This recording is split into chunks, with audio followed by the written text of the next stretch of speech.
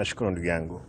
Masuala muhimu ambayo tumeamua kuyangazia ni masuala ambayo utendakazi ambao ni utendakazi mzuri tupate kusaidia jimbo letu la Kisii. Pamoja na mimi, hawa ni waheshimiwa ma MCs ambao nimeamua kwamba lazima waone ile kazi tunaifanya.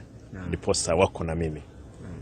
Lakini cha muhimu ni kwamba tumegundua kwamba jimbo letu lilikuwa karibu kuzama katika dimbwi la ufisadi.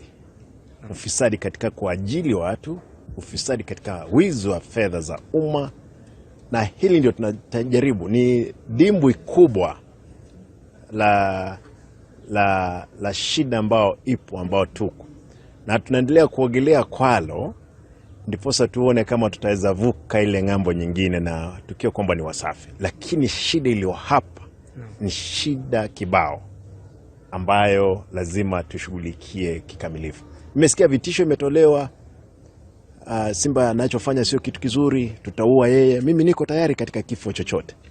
Kifo kibaya ni hiki kifo, watu wetu wote wamewekwa katika ufisadi. Na mimi nimesema kwamba niko tayari kupambana na ufisadi huu wa hali yoyote.